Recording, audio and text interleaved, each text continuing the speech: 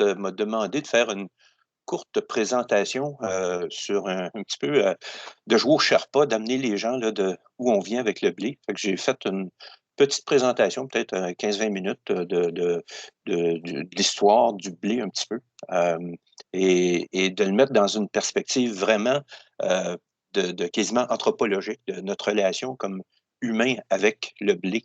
Donc, ce que je vais vous parler, donc, avant la culture du blé, les grains sauvages, à partir de l'établissement agricole, comment on a commencé à cultiver des blés. Euh, les blés, maintenant qu'on parle de blé ancien, qu'est-ce que c'est au juste?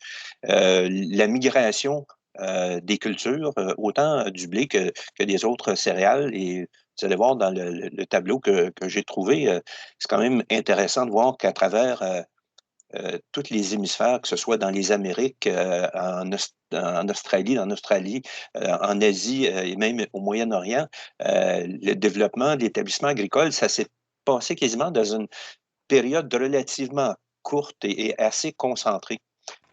Ensuite, ben, la migration vers l'Amérique. Je vais vous ramener un petit peu dans vos vieux cours d'histoire du secondaire, l'établissement du blé en Nouvelle-France, comment ça s'est développé au Canada et voir un petit peu juste vous décrire un petit peu le cheminement. Et je pense qu'il y a quelqu'un qui va être plus habilité que moi de vous parler un peu comment se fait l'hybridation maintenant. Mais avant de commencer à parler de ça, juste vous dire que dans les dernières années, au moment où on a commencé à travailler sur le génome, les génomes, de pouvoir analyser et séquencer les génomes, on s'est rendu compte que les humains, ben, à ce moment-là, on comptait 22, je pense qu'on est rendu autour de 25 000 gènes. Et ce qui est fascinant, c'est que le génome du blé, lui, on pense que les humains sont complexes et compliqués, mais le génome du blé, lui, on parle entre 65 et 80 000 gènes.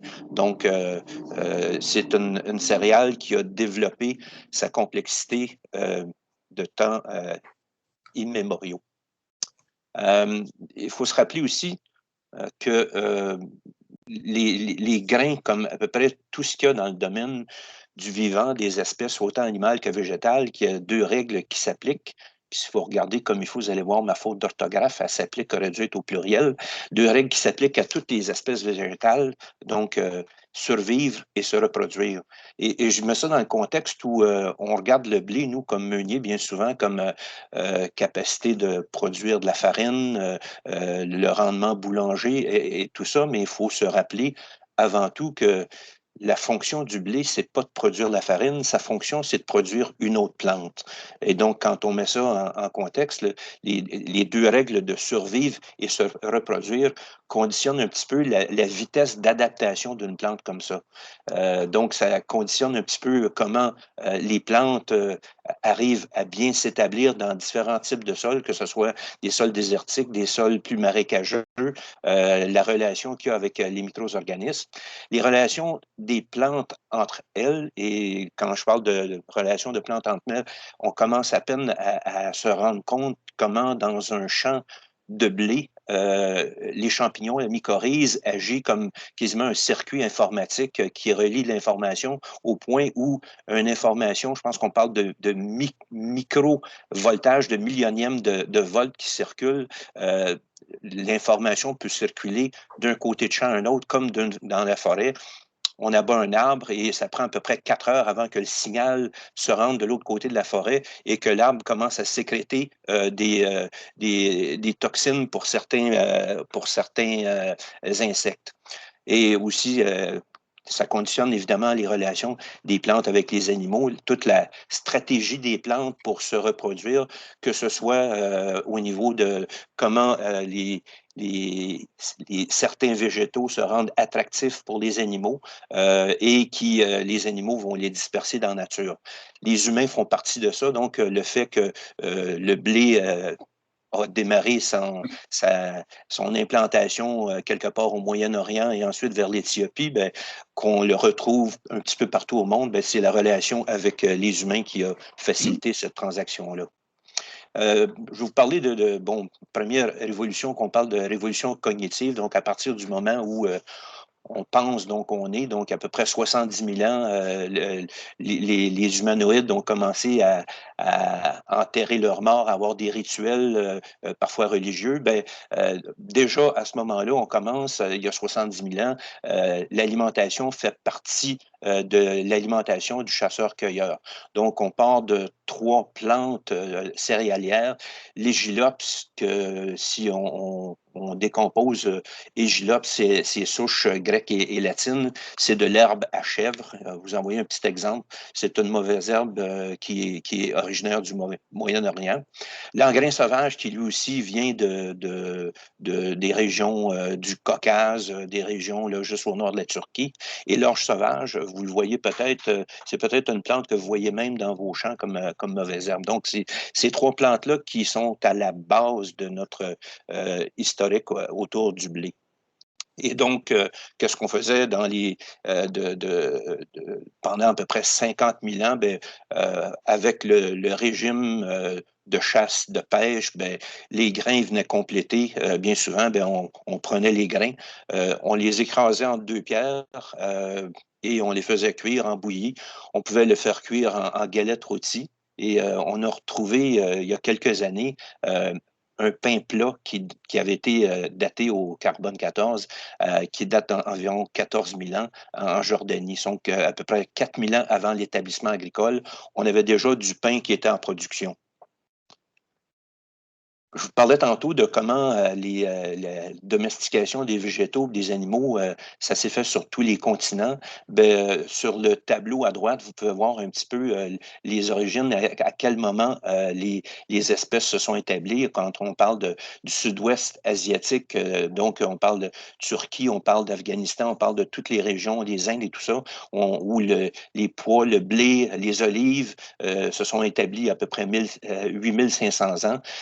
La Chine, l'Amérique latine, le maïs s'est établi il y a environ 3500 ans. Donc, sur un historique de 70 000 ans de présence humaine, de présence cognitive, ce qu'on peut voir, c'est que la fourchette d'établissements agricoles se situe toute partout au monde entre une période qui oscille de 2 à 3 000 ans. Et c'est quand même assez fascinant de voir comment la transition qui s'est faite du cueilleur à l'agriculteur, s'est faite à peu près toute la même vitesse un peu partout au monde. On parle de 700 à 1000 ans d'établissement. Ce qui nous amène un petit peu de l'établissement, la révolution agricole, ben, c'était le croisement qu'on a commencé à faire par accident, qu'on n'a pas croisé, mais qu'on a observé des croisements naturels qui se faisaient. Entre l'égilops et l'engrain. Donc, on est parti de plantes à 14 chromosomes qu'on a monté à 24 chromosomes et ensuite un recroisement, encore une fois, avec de l'engrain qui nous a amené vers le blé. Donc, le blé amidonnier, là, le blé amer. Donc, des plantes qu'on voit maintenant qui font partie un petit peu de notre vocabulaire dans les marchés très spécialisés, qu'on parle d'engrain ou qu'on parle de blé amidonnier, du amer, c'est des plantes qu'on essaie maintenant de reproduire avec des rendements qui sont quasiment typiques des périodes préhistoriques. Je vous parlais tantôt là, de l'établissement agricole. Il y a 10 ou 12 000 ans, ben, le blé panifiable qu'on a connu est beaucoup plus récent. On parle de début du blé de printemps, le Triticum estivum, qui est arrivé autour de 6 000, 7 000 ans, dépendant des endroits. Mais la migration du blé panifiable comme tel a été quand même assez soutenue à partir de là. Donc, et il faut voir comment, depuis l'établissement agricole, euh, comment s'est fait la multiplication. Et quand on parle de survivre et se multiplier, c'est un petit peu comment les variétés de blé ont suivi les populations humaines. Donc, on cultive une espèce locale. L'agriculteur ou le paysan va récolter quelques grains, ceux qui semblent être les plus gros, les mieux développés. Et il va les ressemer en tenant compte d'une certaine hybridation naturelle. Et ce qu'on a pu constater, ce qu'on constate maintenant aujourd'hui avec génétique extrêmement complexe et adaptée du blé, c'est que le blé, c'est une plante qui s'adapte rapidement, ce qui fait qu'en dedans de 2 à 3 ans, elle a déjà commencé à modifier son comportement pour s'adapter au type de sol, s'adapter au climat, s'adapter. Donc, si on met ça sur une échelle de 10 000 ans, c'est une plante qui s'est adaptée à une vitesse phénoménale, mais avec une complexité toujours de plus en plus grande. Ce qui fait qu'on a retrouvé des blés dans des régions extrêmement désertiques. On parle de la Perse, qu'on parle de maintenant ce qui est l'Irak et l'Iran, jusqu'à des régions très nordiques. On parle de Suède, on parle de Norvège, tous ces endroits-là où même des céréales d'automne, des blés d'automne se sont adaptés grâce à la capacité du blé de s'adapter très rapidement au fur et à mesure que les migrations ont amené des opportunités d'établissement.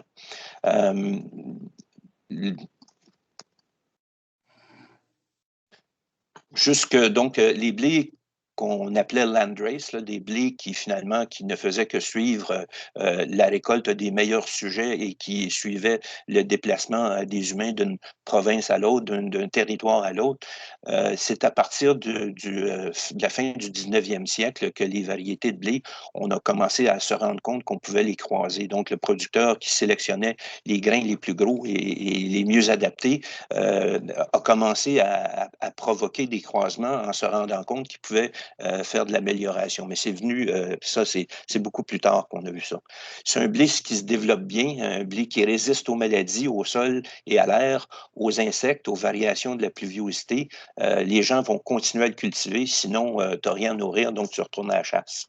L'immigration aux Amériques, en Australie, ben, les variétés qui sont originaires de ces endroits-là sont les premiers stocks de semences cultivés dans les nouvelles frontières. Et là, on parle de régions comme surtout de l'Éthiopie qui a donné beaucoup de diversité génétique.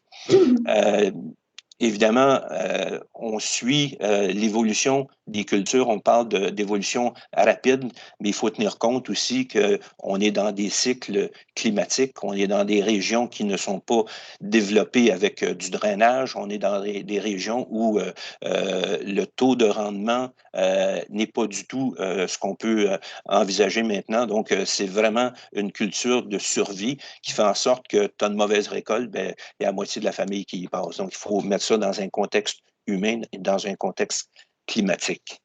Donc, on voit sur cette carte-là un petit peu le point de départ qui est autour de la région du Caucase, les migrations, comment ils se sont faites d'est en ouest et qui se sont faites de Turquie vers l'est, vers la Chine et le Japon. Donc, on compte un démarrage de culture autour d'il y a 9000 ans, vers la Perse, il y a 6000 ans. Et vers la Perse, on identifie là, des blés beaucoup plus durs, des blés de type du rhum, des blés de type le Khorasan. En fait, Khorasan, c'est le nom d'une province en Iran. Donc, l'adaptation qui s'est faite, une migration vers la Mongolie et pour arriver au Japon et en Corée, il y a à peu près 2300 ans. Vers l'ouest, vers l'Europe, ben, on suit le réchauffement climatique qui s'est produit. Donc, au fur et à mesure que la glaciation, que le continent a commencé à se libérer, ben, le blé a commencé à migrer vers le nord. Ce qui fait qu'on s'est rendu dans les pays plus nordiques, Danemark, la Suède, même l'Angleterre, il y a à peine 5000 ans. Vers l'Espagne, tout le bassin de la Méditerranée a été un petit peu plus rapide que le nord de l'Europe. Mais on voit la dernière flèche à gauche vers les Amériques. La migration du blé s'est produite il y a quoi, 400, 450 ans, là, avec l'arrivée du Mayflower sur la côte de l'Amérique. Les plantations dans notre colonie ici au Québec, bon, on se rappelle la colonie qui s'est installée en Nouvelle-Écosse, donc dans la vallée de l'Annapolis. Les premiers blés qui sont venus sont ceux des paysans qui ont fait les premiers voyages, donc des gens qui étaient originaires de Vendée. Et le premier petit moulin pour les colons a été installé à peu près à la même période. Et il faut voir qu'une colonie, à ce moment-là, on parlait de 30, 40 familles qui pouvaient réussir à s'établir et c'était de savoir qui allait survivre à l'hiver. On se rappelle aussi dans nos petits livres d'histoire, Louis Hébert, l'histoire de premier cultivateur canadien, tu devenais Canadien quand tu passais l'hiver. La colonie qui s'est installée progressivement avec des peuplements agricoles sur les rives du Saint-Laurent. Et on avait constaté que les meilleurs rendements de blé, des gens qui venaient de Vendée, qui venaient de Normandie, et ces gens-là, les premiers agriculteurs qui se sont établis, étaient fascinés par les rendements qu'on voyait en France au moment de l'établissement ici en Nouvelle-France. Les rendements étaient à peu près de 12 à 15 pour 1 dans les semis de blé. On arrive dans la région de Baie-Saint-Paul, dans la vallée du Gouffre, et on constate des rendements de 35 pour 1. Donc, c'était comme, oh là là, on a des bonnes terres, on a un potentiel de développement. Sous le régime français, ici, c'est l'agriculture, c'est l'activité qui occupe le plus de gens, mais c'est aussi une activité de subsistance. La culture du blé, et ça, c'est comme fascinant de voir un peu comment le rôle du blé dans l'alimentation, où la moyenne de consommation, c'est de 1 à 2 kilogrammes par jour par habitant. Mais il faut voir aussi que le pain représente l'aliment de base, donc du pain, un peu de soupe, la soupe étant le bouillon du morceau de viande qu'il y avait dans le garde-manger ou au saloir. Euh, les espèces cultivées augmentent avec la population, donc au fur et à mesure qu'on augmente l'établissement agricole, que la culture devient un petit peu plus prospère, les familles deviennent de plus en plus nombreuses et les terres se fractionnent. Les blés et les récoltes jusque dans l'arrivée de la colonie anglaise, c'est la monnaie d'échange. On peut voir que dans le régime seigneurial, l'établissement, on se voyait accorder des droits de seigneurie dans mesure où à l'intérieur de 2 ans que tu t'installais, que tu avais des droits seigneuriaux, tu devais installer un moulin banal et les paysans devaient céder un 13e de la récolte au seigneur, un 10e de la récolte à l'Église, un 14e de la récolte au meunier. Le problème de ça, c'est que personne n'a de balance, et le meunier, c'était habituellement le gars le plus croche du village. L'établissement, après 1663, c'est là que ça a pris un envol quand même assez phénoménal. On a vu la première brasserie s'établir à Québec. Je voyais dans la presse ce matin qu'on allait célébrer, je pense, au week-end, la brasserie Jean Talon. Et on disait dans l'article du journal ce matin que dans ses premières années, la brasserie Jean Talon à Québec, dans ses premières années, il produisait autour de 800 000 litres de bière, dont la moitié était exportée vers les Antilles. Construction d'un chantier naval pour l'exportation et les blés, il faut se rappeler, là, dans ces années-là, les blés sont semés entre le 15 avril et le 15 mai. Et comme je vous le disais, les rendements sont beaucoup plus élevés que ce qu'on avait vu en France, ce qui a favorisé le développement. La culture s'est développée tout le long du Saint-Laurent et les terres du Bas-Saint-Laurent, la côte de Beaupré, la côte du Sud, du Charlevoix, c'était les premières terres qui ont été mises en culture. On a constaté vers les 1740 une amélioration assez impressionnant avec la visite d'un agronome qui avait été mandaté par le gouvernement français qui est venu, qui avait apporté avec lui des variétés natives de pays beaucoup plus nordiques et ça a favorisé le développement de nouvelles variétés avec des rendements beaucoup plus tolérants à notre saison ici. Le commerce qui était assez prospère compte tenu de la qualité des rendements et la qualité des blés qu'on cultivait. Le Québec était un des principaux marchés d'exportation, visait les marchés d'Espagne, le Portugal et évidemment des Caraïbes, là où on échangeait le blé contre évidemment du sucre. Le prix à l'export était beaucoup plus payant que ce qu'on pouvait trouver au régime seigneurial. Donc, on exportait ce qu'il y avait de meilleur et on laissait aux paysans le blé. Tu avais le choix de l'envoyer aux animaux ou de l'envoyer faire du pain. Bien souvent, ça se ressemblait. Ce qu'on a vu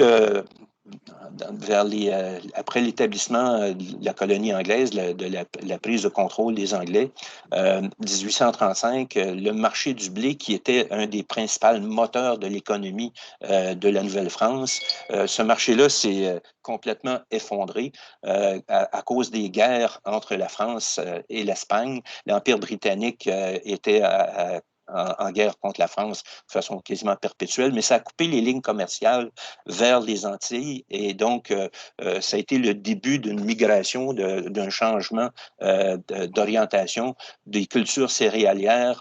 On s'est mis à produire de plus en plus de produits laitiers et en exportant du fromage plutôt que des céréales. La culture des céréales s'est déplacée évidemment suite à ça vers l'Ontario. Et avec l'établissement du chemin de fer, on s'est déplacé de plus en plus vers l'ouest.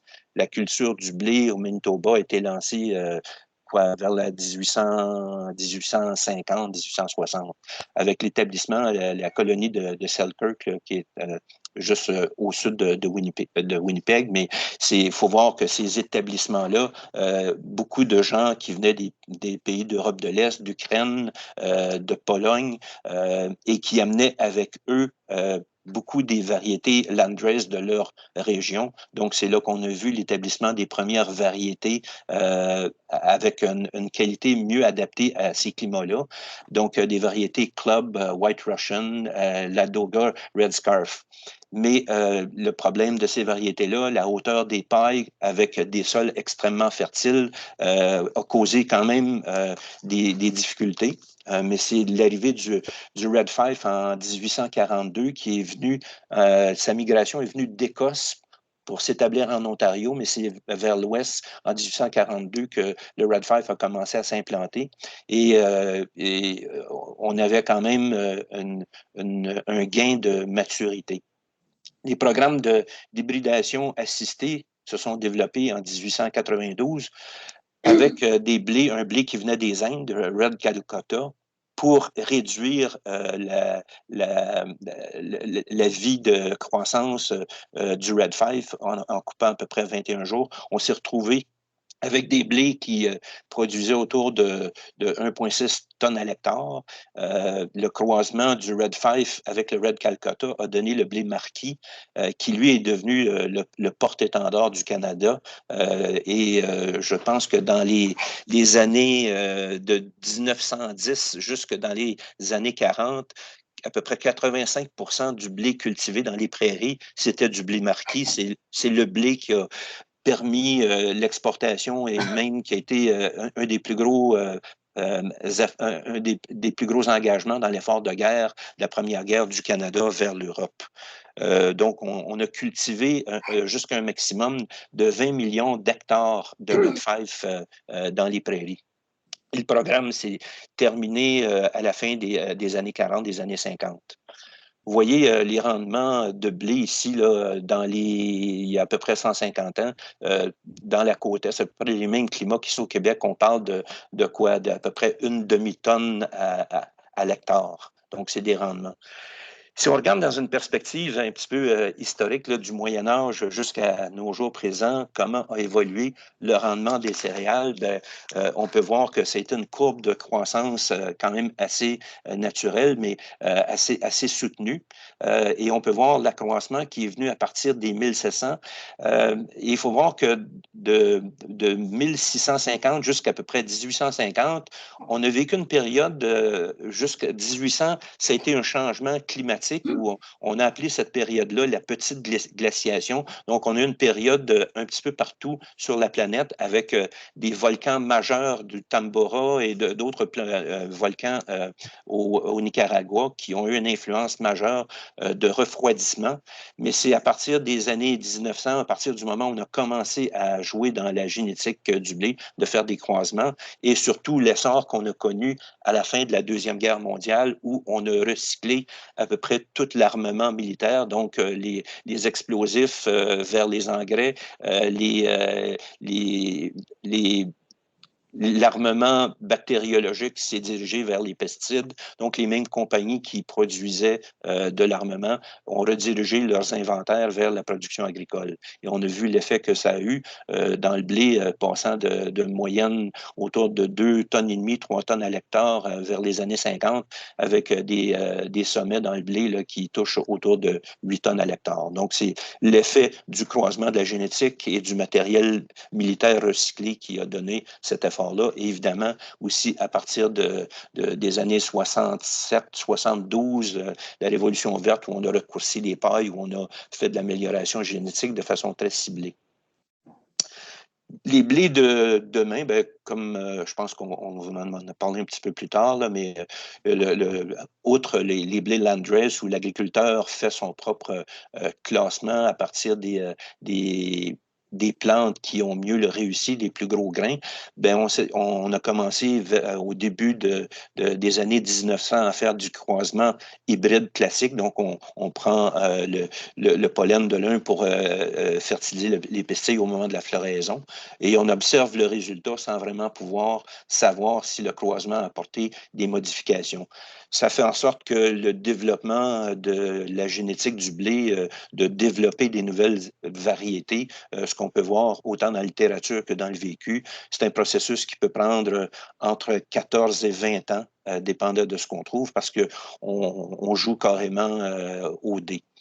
On arrive maintenant avec des croisements hybrides améliorés, donc ce qu'on fait maintenant de plus en plus depuis quelques années, où on peut identifier à l'aide de marqueurs génétiques certains traits. On va identifier le gène et on va essayer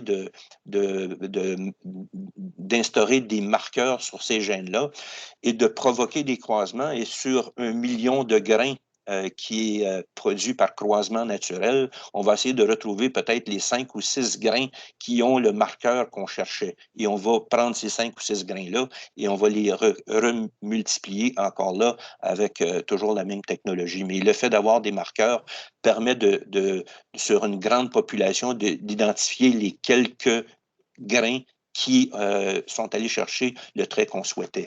C'est pas, encore là, on ne parle pas d'OGM, on parle simplement d'identifier les gènes dans des grains bien spécifiques. À partir de ça, ben, je vais laisser la parole à quelqu'un de plus spécialisé dans les autres domaines. Je ne sais pas si vous avez des questions. On prendrait 1 ou 2 questions. Vous devez mettre votre micro, activer votre micro pour poser votre question. Merci, Robert. Je vais libérer ça.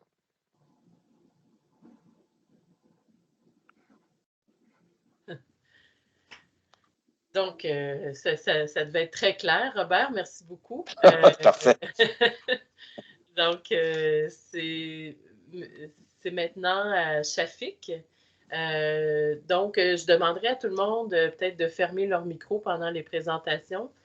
C'est juste pour ne pas entendre des bruits de fond, quoique ce n'est pas vraiment dérangeant. Mais c'est ça, fait qu'on pourra aussi, s'il y a des questions qui vous viennent à la fin des 4 présentations, on prendra les questions aussi. Fait que, donc, notre prochain conférencier est Shafik Bagdadi. Shafik travaille avec les Moulins de Soulanges depuis 2009. Il est diplômé en ingénierie des sciences alimentaires de l'École nationale supérieure d'agronomie et des sciences alimentaires de Nancy. Shafik, donc, est directeur de recherche et développement des Moulins de Soulanges. Grâce à ses connaissances approfondies en chimie des céréales, il se spécialise dans le développement de farines propres personnalisées et contribue activement à l'amélioration de la valeur boulangère des variétés de blé de l'Est du Canada. Depuis, il a travaillé sur de nombreux projets, de la compréhension de la cinétique de l'agrégation du gluten à l'intégration de l'extensographe dans l'évaluation de la farine lors de la cuisson. Il travaille maintenant à la compréhension de la variabilité de la qualité de l'amidon et du gluten dans le blé d'hiver commerciaux actuel pour répondre efficacement aux besoins des boulangers de style artisanal. Donc, sans plus tarder, Shafik, c'est à toi. Tu peux activer ta caméra pour qu'on puisse te voir. Elle est activée. Ah, OK. Vous voyez ma présentation? On voit ta présentation. Excellent. Ah, on te voit. OK, parfait. OK, excellent. Merci, Shafik. Merci pour la présentation. Merci Robert pour la première présentation. C'est toujours difficile de présenter après toi. J'espère que ça va être aussi pertinent que ma présentation que la tienne. Dans ma présentation, je vais parler de la structure et la composition du grain de blé et les qualités recherchées. Donc, sans tarder, le blé est issu de la famille des graminées. Il s'agit d'une plante monocotylédone. C'est dans l'épi qu'on retrouve le grain de blé. On compte environ 45 à 60 grammes par épi. Donc, il y a beaucoup de chiffres autour du blé. C'est une céréale très complexe, comme Robert a souligné. Donc, il existe à peu près plus que 30 000 variétés de blé, les plus courantes étant le blé dur et le blé tendre, roux. Et aussi, il y a le blé blanc qui est également populaire. Il y en a d'autres variétés qui sont rares. Ça comprend les variétés du blé violet, noir, brun. Donc, la taille du grain varie généralement entre 5 à 9 mm de long et pèse entre 35 et 50 mg. Donc, il y a des blés d'hiver qui sont semés en automne et récoltés à partir du mois de juillet en été. Et les blés de printemps, donc, qui sont semés au printemps et récoltés en été à partir du mois d'août. Donc, comme on voit dans la photo, le blé se compose de 3 parties principales. Donc là, il y a l'endosperme, le sang et le germe. Les 3 parties ont chacune des qualités et des nutriments différents. Donc, on commence avec le germe. Cette partie représente 2,5% du grain. C'est la partie responsable de la germination. En général, elle est retirée de la farine car sa teneur en matière grasse est élevée. Donc, ça raccourcit la durée de conservation des produits boulangers. Donc, c'est pour ça qu'elle est retirée. Pour les enveloppes de sang, cette partie elle représente à peu près 14,5% du grain. Elle est riche en protéines, en oligoéléments, mais principalement en fibres insolubles. Donc, pour détailler un petit peu cette partie, donc, il y a à peu près 3 éléments dans les enveloppes. Il y a le péricarpe et les téguments séminales. Donc, ils sont constitués en forte proportion de cellulose. Donc, je vais essayer de mettre le curseur. Donc, c'est cette partie-là du péricarpe. Est-ce que vous voyez mon curseur? Non? OK. Après, il y a l'assise protéique. Oui, on le voit, Shafik. OK, merci Annie. Il y a l'assise protéique. Donc, comme son nom l'indique, il est riche en protéines. Malheureusement pour les meuniers, cette partie, elle assure une forte adhésion à l'amande du grain. Parce que sans cette assise protéique, il sera très facile de détacher l'amande et on pourrait le faire comme avec un fruit. Donc cette assise est aussi riche en lipides et en vitamines et en minéraux. Elle est faiblement incorporée dans les farines blanches parce qu'il y a une forte liaison avec les enveloppes. Mais récemment, les boulangers apprécient de plus en plus d'avoir cette assise protéique dans la farine. Là, on voit qu'il y a des farines, on appelle des farines T65, qui sont de plus en plus utilisées à cause de les valeurs nutritives de ces farines. Donc, finalement, après, il y a l'amande ou l'endosperme. Donc, cette partie représente à peu près 83% du poids du blé. C'est une partie qui est très riche en protéines, très riche en glucides et très appréciée par les boulangers parce qu'elle est riche en protéines et donc il y a son attitude à la panification.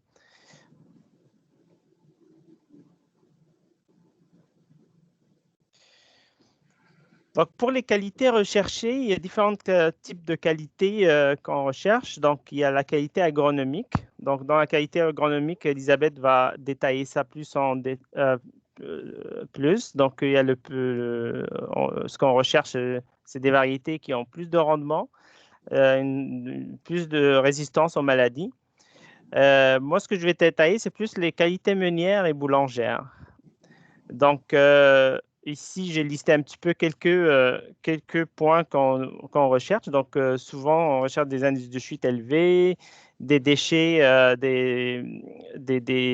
ou des mauvaises herbes qui sont absents. En fait, on cherche de moins en moins de déchets, un poids spécifique élevé, un poids migrain élevé, et aussi une qualité boulangère, donc un blé qui va nous permettre d'avoir une absorption d'eau plus élevée et qui va donner un volume de pain aussi plus élevé. Donc, on va commencer par le poids spécifique. C'est le premier critère qu'on cherche lorsqu'on reçoit une variété ou un blé. Donc, on regarde son poids spécifique. Donc, c'est le poids d'une matière dans un volume donné. Donc, dans la photo, ça l'exprime très bien. Donc, dans les deux verres, on a mis 100 grammes et on voit bien qu'il y a un qui a rempli le verre et il y a l'autre le 85 kg à l'hectolitre. Donc, il y a encore de l'espace à en mettre. Donc, ça, c'est très important, surtout dans le transport. Donc là, plus le poids spécifique est gros, plus on peut mettre plus de tonnage dans des remorques ou dans des bateaux pour l'export. Mais pour le meunier, avec un poids spécifique élevé, on peut produire ou extraire plus de farine. Donc, économiquement, c'est plus intéressant. Donc, le seuil commercial fixé, c'est 76 kg à l'hectolitre. Donc, le poids spécifique est impacté beaucoup dans le champ. Donc, Elisabeth va détailler ça. Donc, c'est surtout après le stade du grain laiteux que ça commence un peu, le poids spécifique commence un peu à se détériorer à cause des conditions climatiques. Le deuxième critère, c'est le taux de grains fusariés. Donc, la fusariose de l'épi est une maladie fongique qui attaque le blé et donc qui entraîne des dommages au grain. Donc, le grain devient ratatiné, il devient blanc, avec un blanc un blanc crayeux. Donc, le comité du Codex sur les contaminations dans les aliments a fixé les concentrations maximales de 2 ppm de donne ou bien 2 mg par kilo de blé. Donc, on évalue le degré de contamination par la concentration de donne.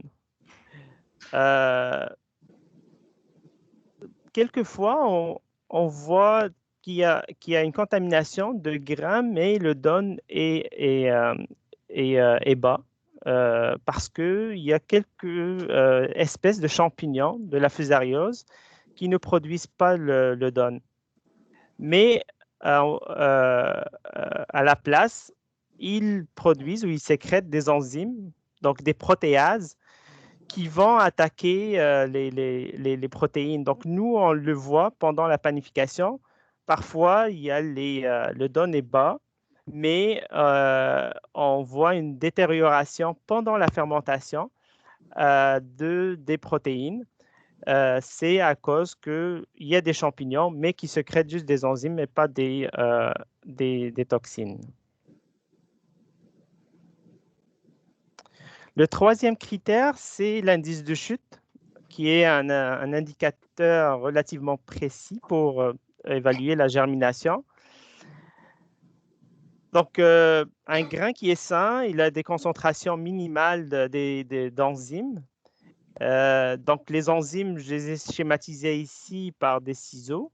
Donc, les enzymes qui sont responsables de la dégradation de l'amidon qui sont sécrétés pendant la germination, ça s'appelle des amylases. Donc, ces enzymes comme je viens de dire, donc ils sont responsables de la dégradation d'amidon et donc ils vont venir convertir l'amidon en sucre simple. Donc nous, pour le mesurer, donc là, dans la photo ici, on voit un peu les étapes. Donc on va prendre 7 grammes du blé moulu.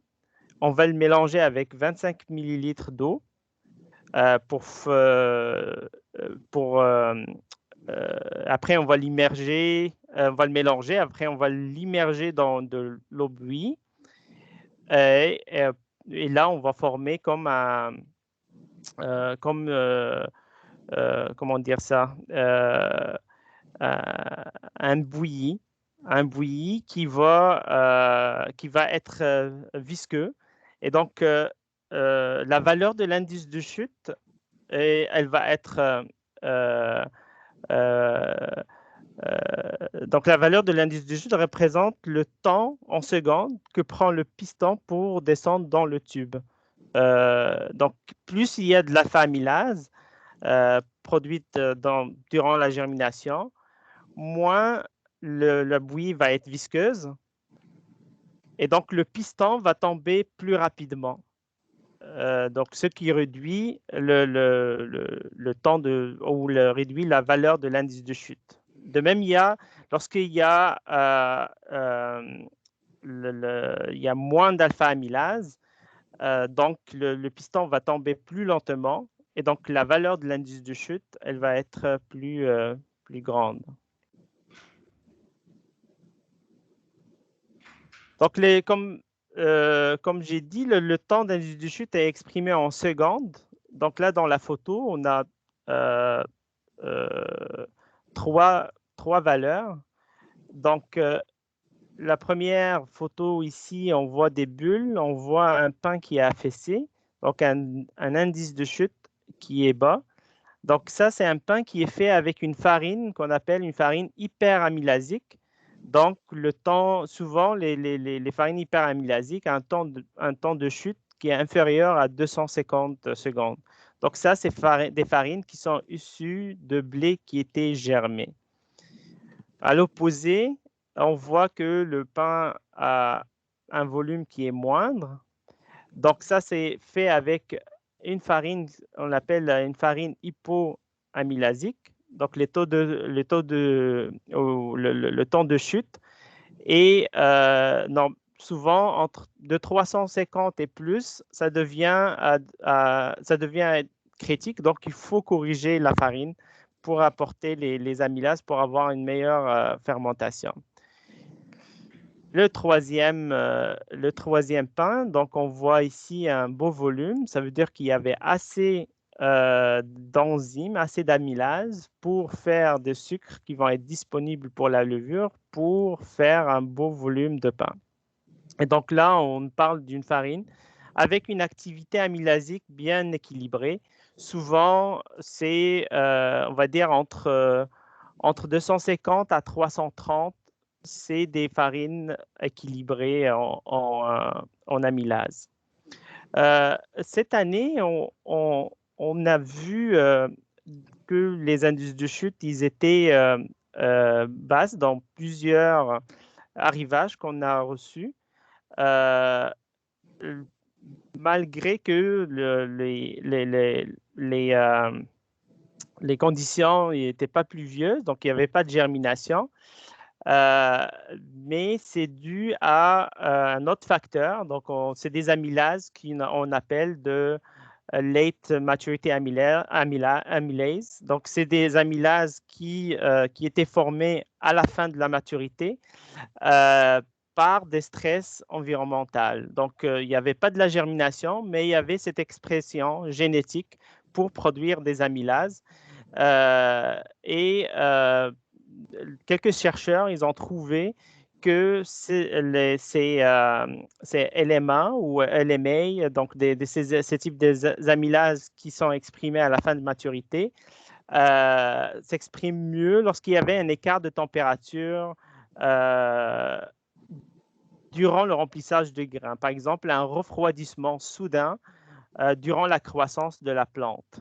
Et donc, ça donne lorsqu'on va lire des indices de chute, on va voir que c'est des indices de chute qui sont basses, qui ne sont pas dus à la germination, mais au stress environnemental. Donc, la question, est-ce que ces amylases, les LMA, ils ont un impact négatif à la panification? La réponse est non, parce que oui, on a un indice de chute qui est bas, mais il n'y a pas des protéases. Pendant la germination, il y a une expression de différents types d'enzymes, entre autres les protéases qui vont venir dégrader les protéines.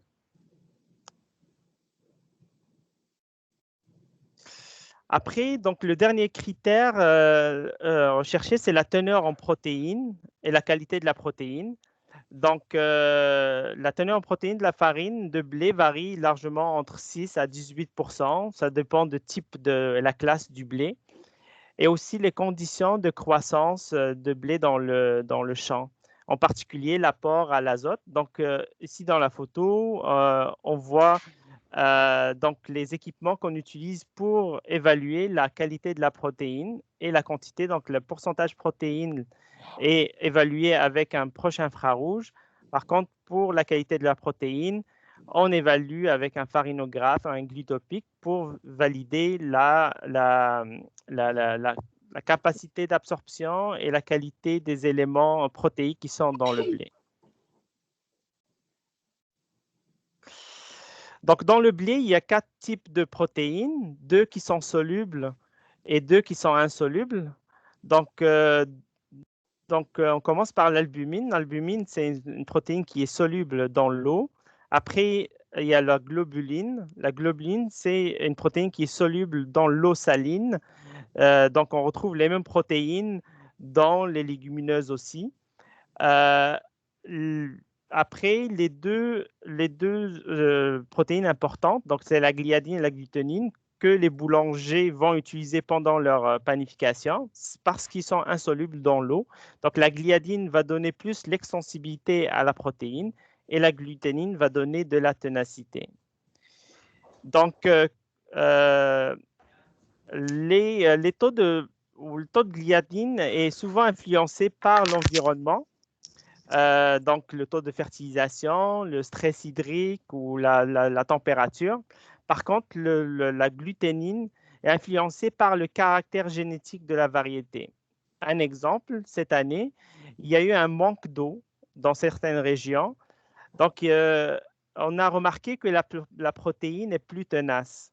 Cela veut dire qu'il y avait moins de gliadine à cause de la sécheresse et donc, du coup, ça a donné un ratio de gluténine-gliadine qui est très élevé. Donc, ça a donné beaucoup de ténacité.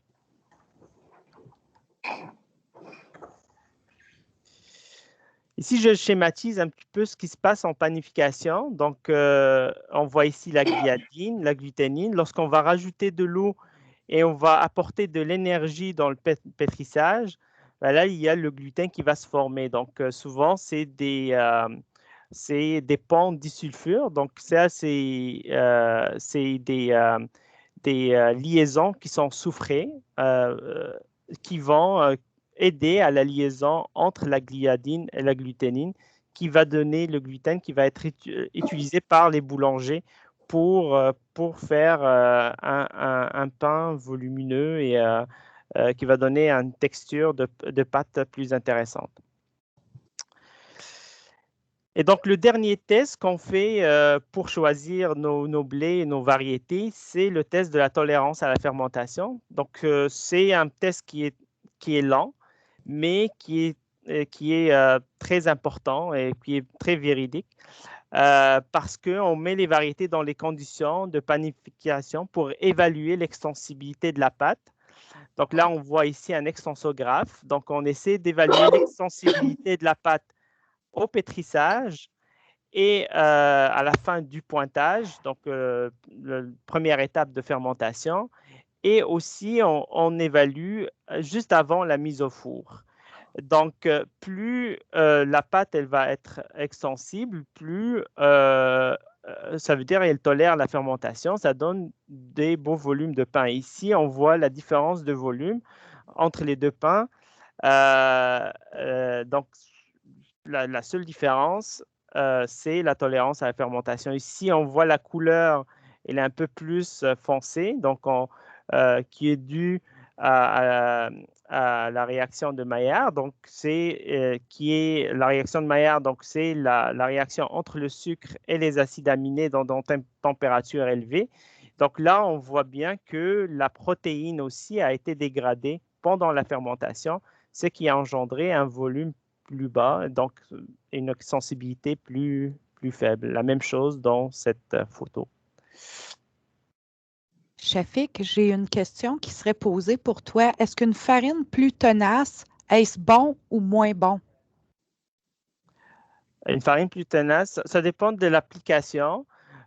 Si c'est pour des produits, on a besoin genre par exemple des baguettes ou des ciabatta, où on a besoin plus d'alvéolage, on a besoin de plus d'extensibilité. Une farine trop tenace, c'est pas bon. Par contre, pour faire par exemple des brioches ou pour faire des bagels, la ténacité est importante. Donc comme ça, j'ai fait le tour des tests que Moulin de Soulanges priorise sur le pain, sur le blé. Et donc s'il y a des questions, n'hésitez pas. Merci. Merci beaucoup, Shafik. Oui. Donc, est-ce qu'il y a des questions?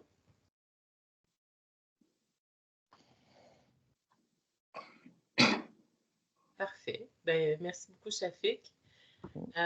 Donc, on va passer à ma présentation. Je vais partager ma présentation. Attendez un instant.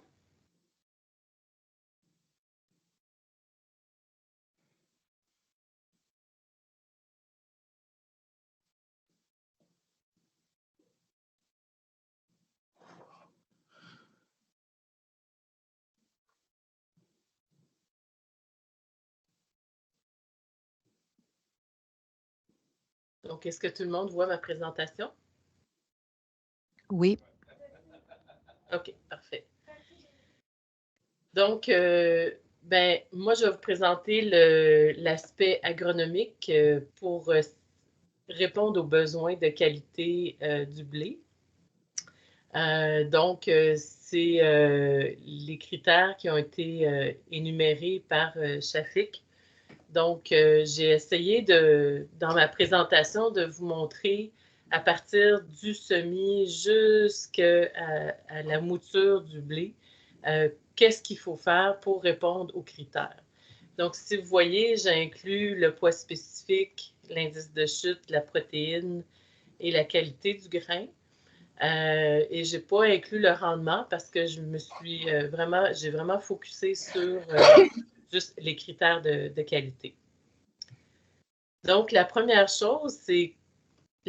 étape, c'est de mettre, quand on sème le grain, donc le semis, le choix de la variété va beaucoup influencer le poids spécifique. Je vais laisser Annie tantôt en parler. Moi, je vais vous démontrer plus au point de vue agronomique ce qu'on peut contrôler ou pas contrôler qui va affecter la qualité. Donc, la première chose, c'est la taille de la semence. Donc, la taille du grain détermine le poids mes grains, ce qui peut influencer beaucoup le rendement et aussi affecter la compétitivité du blé envers les mauvaises herbes. Donc, il y a une étude qui a montré que les gros grains, avec un taux de semis vraiment élevé, peut avoir un impact sur le rendement jusqu'à 18% plus élevé pour combattre les mauvaises herbes comme la folle avoine. Comme vous savez, le blé, pour les moulins de Soulanges, est produit en agriculture raisonnée. Donc, cet aspect-là est super important si on veut avoir un grain de qualité. Donc, d'avoir un gros grain très compétitif, semé dense, va permettre d'avoir moins de déchets à la récolte, et de combattre la mauvaise herbe plus facilement au cours de la saison. Un grain aussi qui a un taux de protéines élevé en partant, comme on l'a vu, le processus de germination qu'on a besoin pour faire du pain, ben, c'est la même chose pour faire pousser un plant de blé. Donc, ça prend quand même un bon taux de protéines pour que le grain soit sain et ait une vigueur. Donc, la vigueur de la semence, c'est quelque chose qu'on ne teste pas souvent. Mais c'est super important. On voit sur la photo à droite un grain vigoureux versus un grain moins vigoureux qui aurait le même taux de germination. Mais par contre, le grain qui est vigoureux, ce qu'on fait pour le tester, c'est qu'on le met dans des conditions adverses. Donc, on fait fluctuer la température de 20 à 5 degrés Celsius, puis on l'engorge le sol d'eau pour voir comment la semence va se comporter. Puis, ce qu'on remarque, c'est que la vigueur de la semence va venir beaucoup avec les grains certifiés parce qu'ils sont dans la multiplication, sont vraiment au premier niveau de qualité. Donc, c'est certain que si on réutilise sa propre semence, on perd ce qu'on appelle la vigueur. On ne va pas nécessairement perdre le pourcentage de germination, mais ce qu'on veut, c'est un grain qui va se développer dans toutes les conditions possibles climatiques de haute ou de basse température et aussi d'humidité. Point de vue de la température du sol au niveau de la germination, donc je parle du début de la croissance du blé, le blé peut tolérer vraiment des sols très froids. Même on fait du semis sur le sol gelé au printemps, puis le blé souvent est capable de passer au travers. Donc, il n'y a pas vraiment à part des sols qui seraient à 30-40 degrés Celsius, c'est pour ça qu'on ne fait pas pousser beaucoup de blé en Amérique centrale ou dans des conditions très, très chaudes. Donc, ça pousse mieux dans des conditions froides. Donc, les températures froides au printemps ne vont pas affecter. Puis, le grain de blé d'automne, en fait, il a besoin d'une période de vernalisation pour produire des fleurs. Donc, il a besoin de froid. Pour ce qui est de l'humidité, ben, le grain, au départ, pour germer, il a besoin d'absorber 35 à 45 de son poids en eau pour germer. Donc, en conditions secs, on va avoir besoin, en fait, de semer le grain plus profond pour aller toucher la zone d'humidité pour que le grain puisse germer. S'il y a une alternance de conditions extrêmes secs et humides, bien, ce qui va arriver, c'est que le coléoptile, donc la petite pousse du grain, va se briser puis ça va laisser rentrer des maladies. Fait que ce qu'on veut, c'est quand même d'avoir une humidité constante pour avoir une bonne germination. En conditions de sécheresse, c'est sûr que le blé ne va pas s'exprimer, va pas exprimer son potentiel génétique. Donc, il y a vraiment besoin d'humidité pour germer. Puis, en excès d'eau, puis un sol compacté, là, le blé va manquer d'oxygène. Et puis, ça va faire un grain qui va rester sous le sol, tout rabougri, puis il ne sortira pas de terre. Ou il va sortir un peu fatigué. C'est comme un bébé, dans le fond. Il faut le traiter avec délicatesse. Ensuite, il ne faut pas que le grain ait d'insectes ni de maladies, mais ça, on est sécurisé par la loi sur les semences. Mais c'est ça. Donc, c'est d'où l'importance d'avoir de la semence certifiée pour être exempt de tout insecte, maladie. Puis, j'ajouterais même de mauvaises herbes. Évidemment, sur la loi sur les semences, le grain qu'on va semer ne doit pas être fusarié, quoique des fois, on voit des grains qui sont fusariés. Donc, on voit à droite la différence entre un grain sain et un grain fusarié. C'est sûr qu'un grain fusarié va avoir moins de vigueur, comme j'expliquais tantôt, parce que ses réserves, ses protéines sont affectées. Donc, pour germer, il y a besoin de ses réserves, puis il y a besoin de bonnes réserves saines. Ensuite, au stade végétatif, donc on parle du stade Z21 à Z30. Là, le plant est en train de faire du feuillage. Donc, qu'est-ce qui peut avoir un impact au niveau de la qualité à cette période-ci du développement du blé? C'est plus au niveau de la protéine. Donc, Donc, le blé, dans le fond, il absorbe 80% de son azote qui provient de l'azote absorbé avant la floraison. Après ça, il est en mode plus fabrication de protéines. Donc, ce n'est pas le moment où il doit absorber beaucoup d'azote. Donc, ce qui arrive, c'est que c'est vraiment le climat qui va affecter le taux de protéines. Donc, avant la floraison, si on a des excès d'eau ou des sécheresses qui perturbent l'absorption d'azote, le lessivage des nitrates du sol va vraiment perturber le fonctionnement racinaire puis limiter la minéralisation du sol. Fait que le grain, le plant ne va pas absorber beaucoup de réserves pour faire de la protéine. Donc, ça va être une condition négative. Si la température est élevée, de la levée jusqu'au début de la montaison, bien, il va y avoir une forte absorption de l'azote, puis l'excès des tiges peu favorable à sa remobilisation vers le grain. Fait qu'on ne veut pas avoir trop de tiges. Ce qu'on veut, c'est absorber assez d'azote dans la partie végétative pour, au moment de la floraison puis du remplissage des grains, que cet azote-là soit transféré vers le grain. Ensuite, un impact positif avant de la floraison, c'est d'avoir de la pluie juste en cours de montaison puis du gonflement. Fait que c'est assez précieux, le blé. Ça a besoin de la chaleur puis de l'eau au bon moment pour que l'azote se remplisse le grain. Donc ça, à ce moment-là, ça va être favorable à l'absorption d'azote en période de forte croissance, notamment pour le remplissage de l'épi.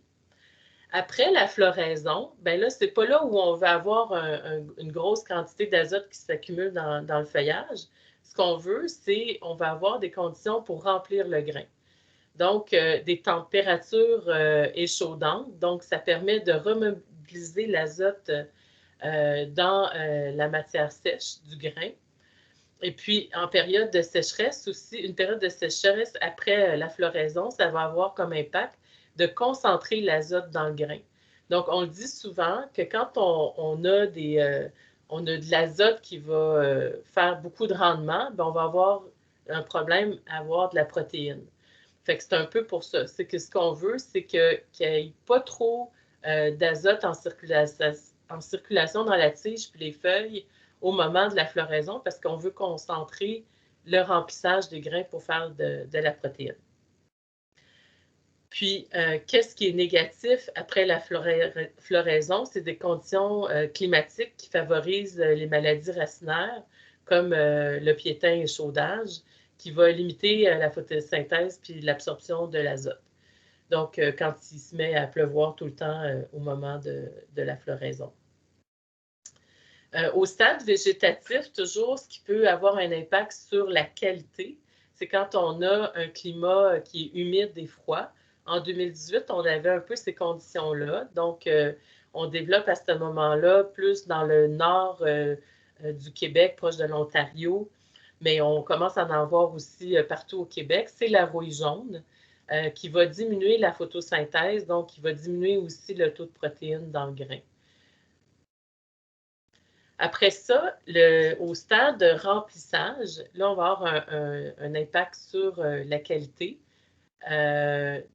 Donc, s'il y a trop d'humidité ou s'il y a un manque d'eau, comme on a vu cette année, au moment du remplissage, bien, on voit qu'on diminue le rendement parce que là, on avait beaucoup de protéines, mais on avait très, très peu de rendement dans le grain cette année. Puis, dans plusieurs cas, le manque d'eau a eu lieu au moment de la floraison, mais aussi au stade végétatif. Fait que dans ces périodes-là, on perd jusqu'à 47% du rendement potentiel. Puis dans certains cas, ça a été jusqu'à 70% de perte du rendement cette année. Les faibles pluies ou un rayonnement élevé pendant cette période agissent favorablement sur le poids spécifique. Fait que le poids spécifique, comme je vous disais, c'est vraiment en lien avec le grain, la variété. Puis, c'est à partir du moment où le grain est rempli que là, on peut avoir un peu plus d'impact sur le poids spécifique. Au moment du remplissage, ça fait longtemps qu'on n'en a pas eu, heureusement. C'est quand on a des conditions humides et chaudes, on va avoir la fusariose de l'épi qui va, elle aussi, affecter le poids spécifique, puis qui va aussi dégrader la protéine. Fait que des fois, quand on a des années où est-ce qu'il y a beaucoup de fusariose, des fois, on va avoir un taux de grains fusariés qui va être à 2-3 %, mais la qualité de la protéine n'est vraiment pas au rendez-vous. Donc, ça l'affecte beaucoup pour la qualité boulangère. Comme on voit aussi, un grain fusarié, ben, il est petit, ratatiné, donc il est en général très léger, ce qui réduit le poids spécifique, puisque le poids spécifique, c'est la densité du grain.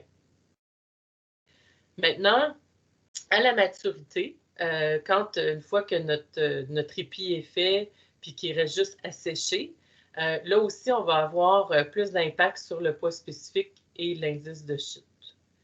Donc là, à ce moment-là, c'est vraiment important le climat. Et puis, pour certaines régions nordiques, comme le lac Saint-Jean ou le Bas-Saint-Laurent, c'est à ce moment-là qu'on va avoir vraiment une détérioration du grain parce que le grain est à maturité. Puis là, moi, j'appelle ça la saison de la boîte.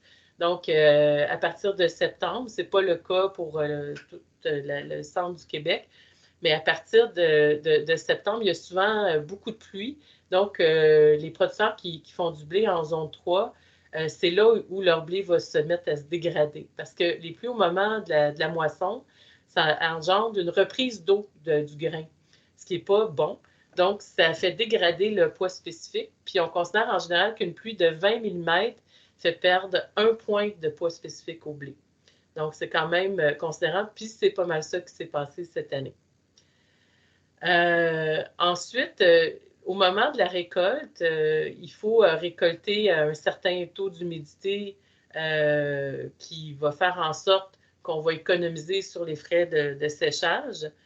Mais des fois, il est préférable de récolter plus autour de 18 % d'humidité dans le cas du blé pour s'assurer justement de ne pas avoir un grain qui se réhumidifie puis qui fait baisser la qualité puis qui peut regermer aussi sur l'épi puis faire baisser l'indice de chute.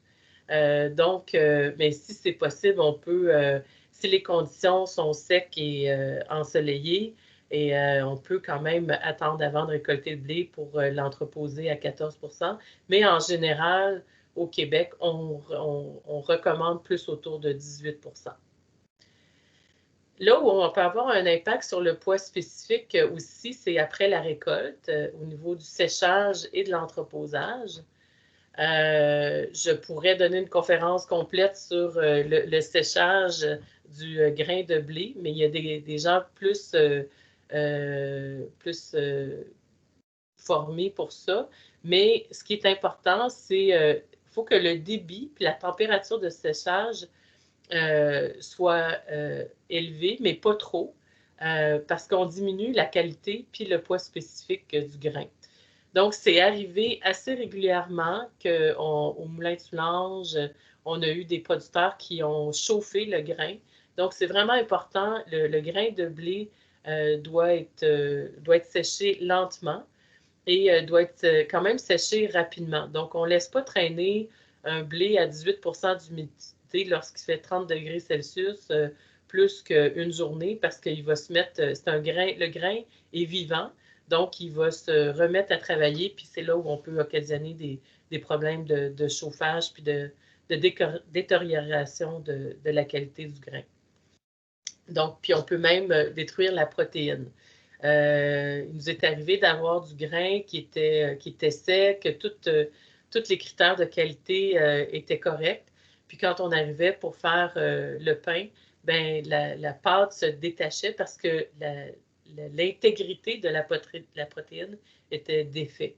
Donc, c'est très important. Puis, Si vous voulez en savoir plus, il y a un super beau guide qui a été écrit par le réseau Innovagrain, le CRAC, qui est disponible sur le web pour consulter tout ce qu'il faut faire pour le séchage du grain. Puis il y a aussi des webinaires donnés par Nicolas Saint-Pierre sur le sujet. Donc, c'est pas mal ce que j'avais à dire sur l'impact qu'on peut avoir sur la qualité du grain, point de vue agronomique. C'est pas toujours facile parce que ça dépend beaucoup du climat, en fait. Donc, je vais fermer ma présentation. Je ne sais pas s'il y a des questions. Moi, j'en aurais quelques-unes. Si vous me permettez, ça serait mon petit sondage léger Moulin de Soulanges. Merci, Annie Léger. Oui, c'est ça. Moi, ce que j'aimerais savoir des gens, c'est qu'est-ce qui vous ferait semer davantage de blé, par exemple? J'invite les gens à répondre, à ouvrir leur micro. C'est une session ouverte d'échange.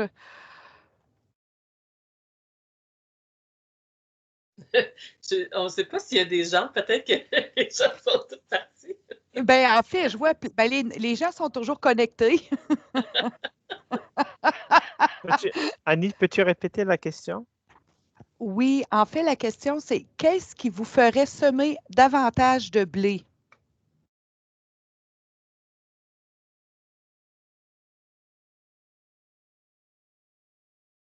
Parmi les invités, je vous invite à nous aider. Oui, bien, moi, si je peux me permettre, c'est que d'après moi, les invités, la plupart, ils n'ont pas de terre, là, fait qu'on n'a pas vraiment l'intention de semer du blé. C'est plus en tant que représentant ou? Oui, selon vous, qu'est-ce qui ferait que les agriculteurs pourraient être, disons, davantage appelés à semer du blé? Ah, ben, moi, je dirais le prix. OK. Donc, le prix du blé est très Elisabeth n'est pas important. surprise. Je connaissais déjà la réponse. Oui, mais ça reste un des plus gros facteurs, là, je crois. Là, Donc, c'est un facteur premier, disons. Oui, oui, vraiment. OK, parfait. Est-ce qu'il y en a d'autres qui veulent répondre à la question également? C'est le prix. C'est le prix. Parfait. On y va avec le prix. En seconde question, j'aimerais savoir quels sont vos irritants avec les blés actuels? Je le sais qu'on n'a peut-être pas nécessairement d'agriculteurs, mais bon, s'il y a des centres de grains avec nous qui peuvent nous aider à répondre à cette question, je vous invite à prendre la parole. Le prix. La sympathie des vendeurs. La réponse magique, c'est le prix. Non, c'est sûr. Puis c'est de continuer à développer des bonnes variétés, dans le fond. Là, Okay. Je crois qu'on a de la bonne génétique, mais c'est de continuer dans cette voie-là. Donc, de développer les variétés. Ouais. Donc, je pense que c'est une bonne question pour la prochaine invitée. On a Annie Archambault de Cerella. Annie, je te laisserai te présenter parce que je n'ai pas ta petite présentation. Mais est-ce que tu peux partager ton écran? Oui.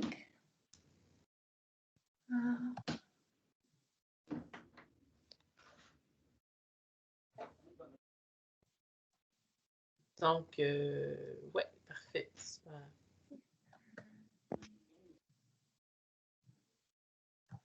Puis, en fait, tu peux te mettre en mode présentation. Je vais mettre... Donc, en attendant que tu te prépares, Annie, dans le fond, l'objectif aujourd'hui du premier webinaire, c'était vraiment de partir du grain, de tout ce qu'on peut faire, tout ce qu'on peut élaborer à partir du grain. Donc, c'est vraiment le développement variétal, la sélection variétale, c'est vraiment super important. C'est pour ça qu'on a invité Annie Archambault, qui fait de la sélection de variétés au sein du groupe Cerella. Donc, elle va nous expliquer un peu comment ça se fait, puis tout le travail qui est fait derrière la sélection des variétés que nous, on travaille vraiment de proche avec Cerella parce qu'on est toujours à la recherche de nouvelles variétés pour nos détaillants et les semenciers qui nous accompagnent depuis le début du projet de Moulin de Soulanges.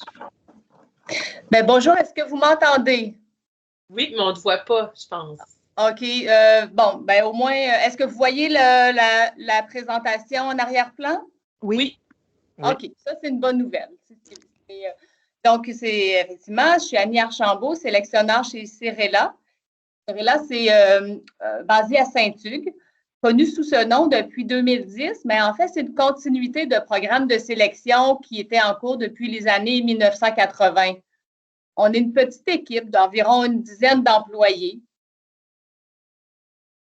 Puis sur cette diapo-là, ce diagramme, j'ai mis les blés qui ont été enregistrés par Cirella ou ses prédécesseurs, là, connus sous les noms de Novico, Semico. Et puis, comme on voit, j'ai mis ici la date du croisement, la date d'enregistrement. Donc, en fait, on peut voir principalement les croisements ont surtout commencé dans les années 1990. Et on peut voir aussi qu'il s'écoule souvent 10 à 15 ans entre un croisement puis l'enregistrement de la lignée. Excusez.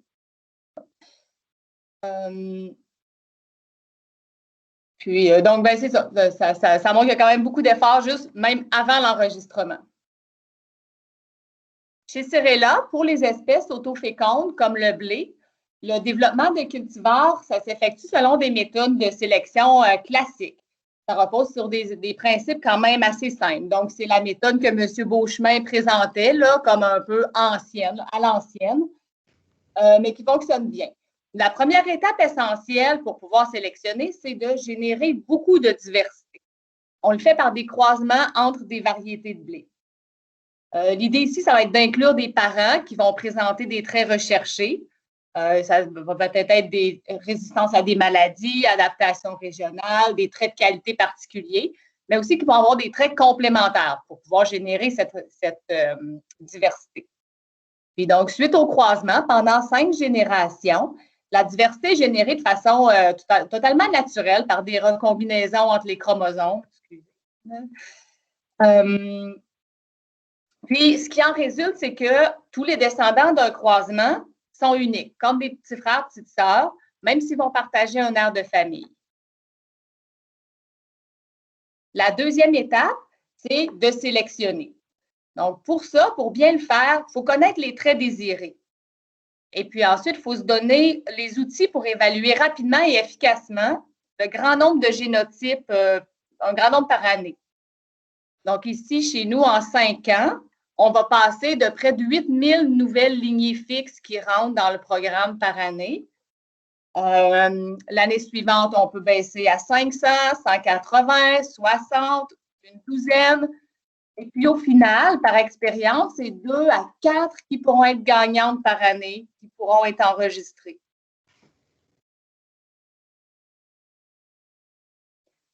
Notre travail, ça suit vraiment le cours des saisons. C'est agricole quand même.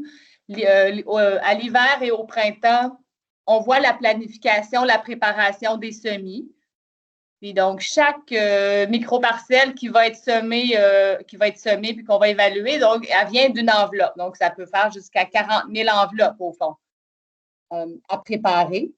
Les semis sont réalisés selon selon les pratiques qui se font dans la région, donc en avril, en mai, typiquement. Tout l'été, ensuite, l'équipe s'occupe de la prise de données au champ sur les micro-parcelles d'essai. C'est des petites parcelles de 1 mètre par 5 mètres. Puis ensuite, suite à la récolte, la prise de données continue, mais sur le grain.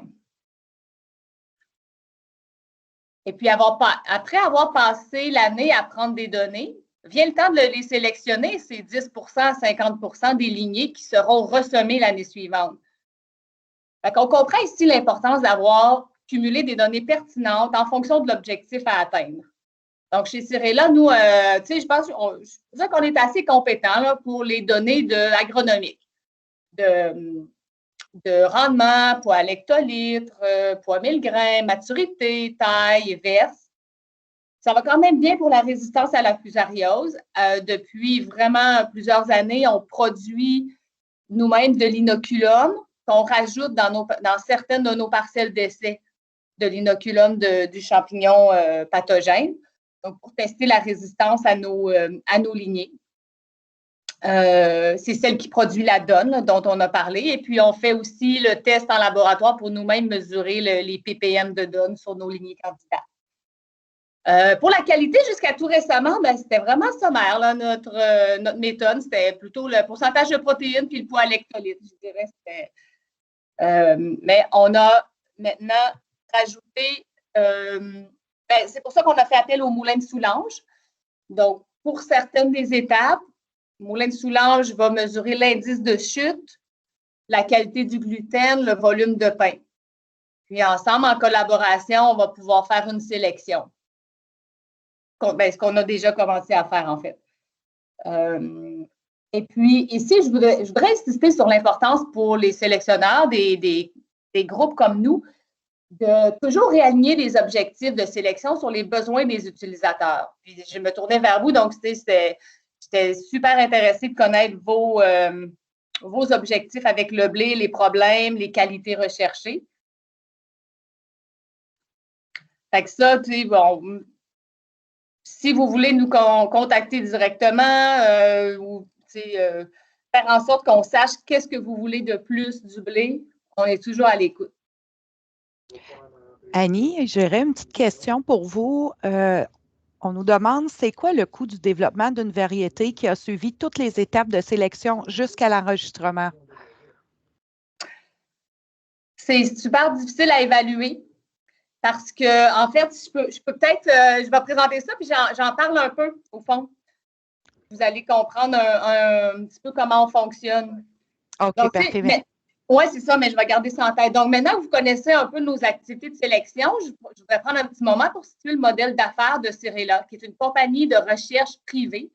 Donc, on est de recherche. On demande certains crédits d'impôt parce que c'est dans le fond, dans nos opérations, il y a un peu de l'incertitude. Mais on n'a pas des subventions gouvernementales pour opérer. Donc, toutes nos opérations, nos activités, ça se déroule dans le secteur des semences. En bref, au Canada, il existe la loi sur les semences qui stipule assez simplement que la vente, l'importation, l'exportation des semences non conformes ou non enregistrées sont interdites et qui interdit des semences nocives. Cette loi-là, elle est administrée par l'ACIA qui confère certaines des responsabilités à l'ACPS, l'Association canadienne des producteurs de semences. Et dans le grand manuel de l'ACPS, pour le blé, il y a 5 générations de production de semences qui sont permises, qui sont autorisées pour les variétés enregistrées. Et puis, en fait, ensuite, quand le distributeur aura un bon stock d'inventaire, un bon inventaire, il va pouvoir le vendre aux producteurs de grains. Ce sont eux qui vont vendre au moulin, qui vont passer à l'exportation du produit fini. Mais nous, chez Cirela, notre interlocuteur plus direct, c'est vraiment plus le distributeur. Puis, les redevances sont données aux développeurs à la hauteur des superficies de production de semences seulement, donc pas de grains. Évidemment, il y a un lien, là, mais c'est juste pour dire que c'est là où il y a des revenus qui peuvent rentrer. Puis si on se souvient bien, j'avais mentionné en début qu'avant l'enregistrement, il y a 15 années, dans le fond, de travail qui se fait en sachant pas laquelle va être, s'il va y avoir vraiment des gagnants. Puis combien ça coûte? Je dois dire qu'on ne l'a pas évalué en tant que tel. Là. C'est plutôt difficile, mais ça fait partie de l'incertitude de toute l'opération. Mais bref, on n'est pas déficitaire, donc ça doit être une bonne nouvelle.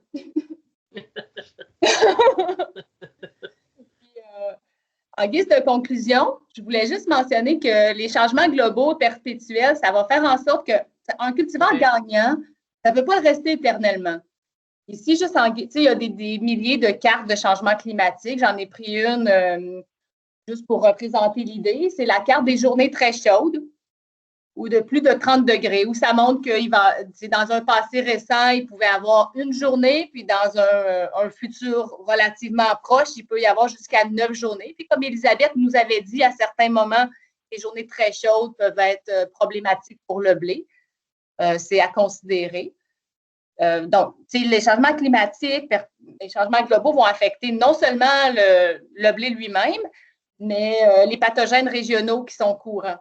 Donc, on peut peut-être imaginer que dans le futur, la fusariose, ça sera peut-être plus le pathogène principal des blés du Québec, ça sera peut-être le bacterial leaf strike ou d'autres pathogènes qui ne sont même pas très prévalents encore en ce moment. Donc, ça pour dire qu'il faut continuer à travailler très fort.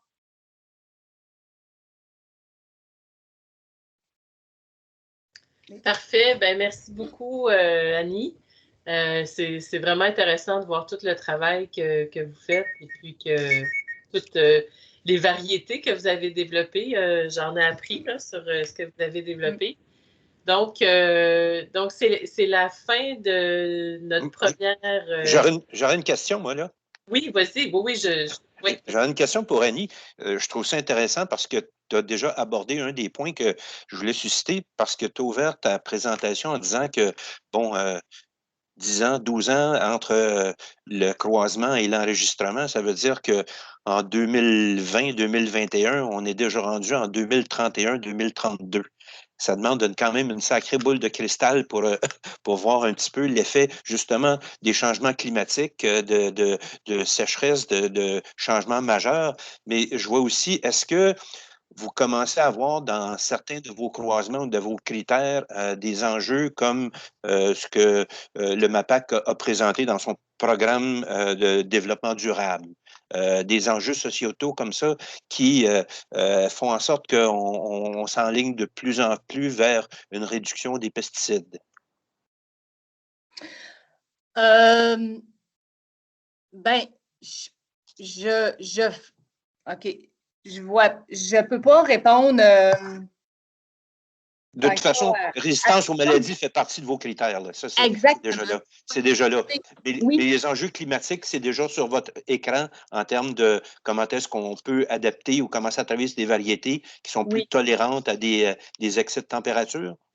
Oui. Puis comme, j'essaie de penser au futur. Évidemment, comme vous avez dit, c'est une boule de cristal, mais les cultivars qui vont être gagnants, là, les familles, les vigniers, ça va être ceux qui vont résister à une gamme de conditions un peu extrêmes. Donc, si on peut à l'avance, dans les 10 années avant l'enregistrement, les soumettre à des conditions extrêmes. Ça peut être faire exprès de les envoyer dans des sites pas trop adaptés ou prendre une attention particulière quand il y a des sites quand il y a des années de sécheresse, peut-être prendre en considération cette variable-là dans la sélection. Puis, ça va être eux qui, même si à la fin, là, dans les années où on accumule des données pour l'enregistrement, ils ne se démarquent pas tant que ça au point de vue du pourcentage là, des témoins, mais qu'on a su qu'ils étaient plus résistants aux extrêmes. Ça va être gagnant.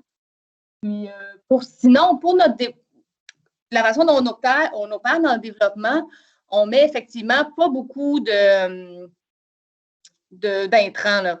Un peu d'herbicide, parce que je dois dire d'une façon pratique, il faut quand même récolter assez de grains pour le ressemer l'année prochaine. Il faut que ce soit similaire d'une parcelle à l'autre, mais pour ce qui est de la fertilisation, c'est très minime.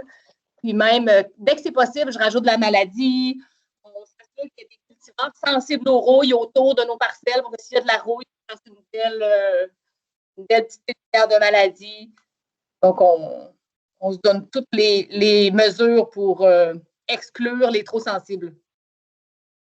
Merci. Est-ce qu'il y avait d'autres questions?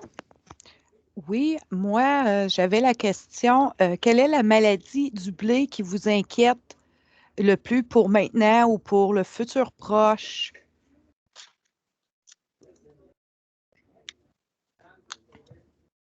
Bon, est-ce qu'il y a des distributeurs, des gens dans la salle qui pourraient nous aider à ça?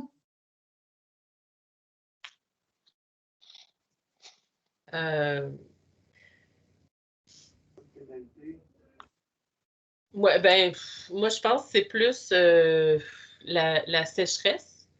Comme on a vu cette année, c'est pas tant des maladies, mais la sécheresse, parce que je pense que des maladies puis des insectes, on en a toujours eu, puis on va toujours en avoir. C'est beaucoup plus une question d'approche systémique puis de globale aussi, le sol, toute la gestion, la rotation des cultures qui va en venir à bout plus que les pesticides, je pense, dans mon opinion.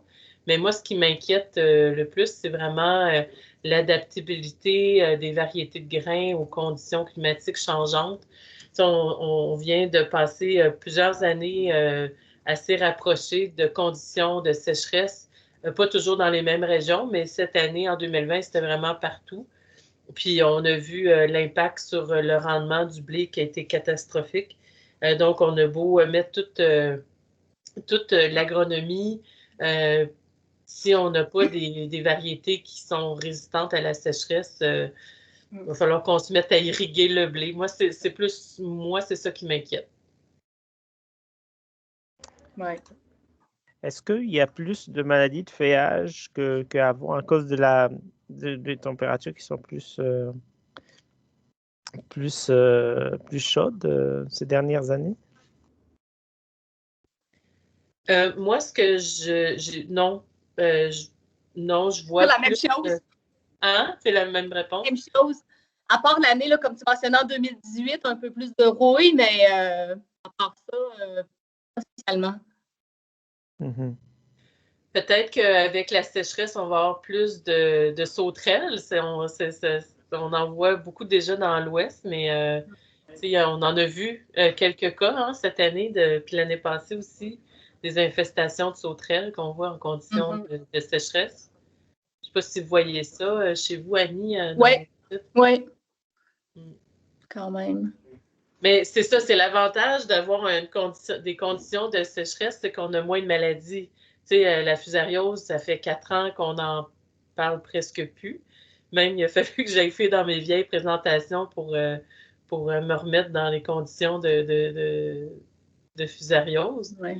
Mais c'est ça, c'est autre chose. C'est vraiment les conditions secs. Il va falloir s'adapter à ça. Agronomiquement, on a quelques pistes, comme on a vu cette année, dans certaines variétés qui sont plus hâtives, de les avoir semées plus tard, comme début juin, on a vu qu'on passait on passait à travers les conditions de sécheresse qui sont le plus importantes, donc au stade végétatif, mais aussi au stade floraison, parce que les blés qui avaient été semés plus tardivement n'avaient pas, au moment de la floraison, n'étaient pas en condition de sécheresse.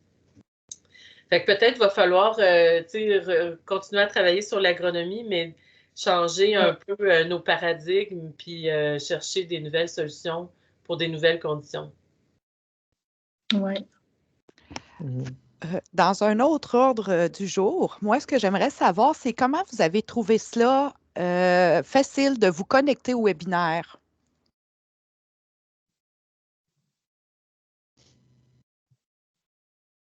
Appel à moi tous. aussi, j'ai pas eu de problème. Ça Oui, vient d'été. Parfait. En fait, quand on se connecte la bonne journée, ça va très bien. C'est quand on se connecte la mauvaise journée que ça va moins bien. Oui, j'ai constaté, on va indiquer les heures davantage. Lorsqu'on va faire les rappels, je vais envoyer aussi également le lien de la journée pour que ça soit plus clair pour tout le monde. Là. C'était très simple de se connecter. Oui. Super. OK. Parfait. Puis ma dernière question pour vous aujourd'hui, à moins qu'il y ait d'autres questions par la suite, comment avez-vous trouvé notre première présentation? Vraiment pas.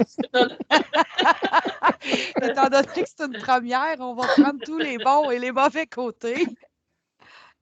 J'ai les commentaires. Est-ce qu'il y a moyen peut-être d'envoyer des courriels si jamais les gens sont mal à l'aise de l'exprimer présentement? Ils pourraient nous écrire un courriel à Annie. Oui, ça serait apprécié. certainement. Parce que ça va être, dans le fond, c'est la première d'une série de webinaires pour l'hiver. Donc, à tous les 3e mercredis de chaque mois jusqu'au mois de mars. Donc, le prochain, ça va être le 20 janvier. Ça va être sur la fertilisation du blé. Donc, je vous invite à en parler à vos amis, puis à vous rejoindre à nous. Puis si c'est une formule intéressante, ben peut-être qu'on va continuer, même pendant l'été, à communiquer des observations. Des fois, peut-être pas prendre autant de temps qu'on a pris aujourd'hui, mais peut-être en des petites sessions d'une heure ou d'une demi-heure là, pendant l'été, ça pourrait être aussi une possibilité. Fait que si vous avez des idées, des sujets que vous aimeriez qu'on aborde, juste nous les communiquer, ça va nous faire plaisir de les aborder avec vous. Puis s'il n'y a pas d'autres questions, je ne sais pas s'il y en a des questions, j'en vois pas. Ben, je vais vous souhaiter de joyeuses fêtes à tous. Puis merci d'avoir été là. Puis la conférence, le webinaire va être enregistré et mis disponible sur notre site web. Donc, on a un site web Moulin-Tulange, puis aussi Agriculture raisonnée. Pas un site web, je veux dire une page Facebook. Donc, on pourra le mettre sur cette page-là. Puis, dans le fond, le thème étant la culture du blé est-il facile et payant? On a ajouté un point d'interrogation parce que c'était le thème d'une journée qu'avait organisée la vie agricole avec les céréaliers du Québec cet été. Une journée numérique qui fut super intéressante, qui est aussi disponible sur notre site web. Mais on a ajouté un point d'interrogation parce que, comme vous voyez, c'est pas si facile de produire du blé pour plusieurs raisons. Puis plus tard, on abordera peut-être le sujet du prix, à savoir si c'est payant ou pas. On pourrait faire un webinaire là-dessus. Fait que là-dessus, ben, je vous remercie. Puis passez de joyeuses fêtes.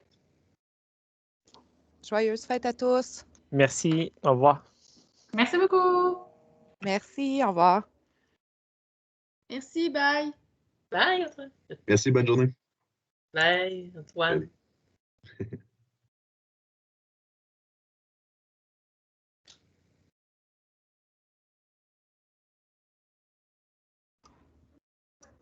Excuse-moi. C'est correct? Hey, écoute, ça a bien été, trouvez-vous? Oui. Oui? Comment tu as aimé ça? Bon, merci, très intéressant. Merci, Béatrice. Oui, tu veux Bye, que je le... Josiane.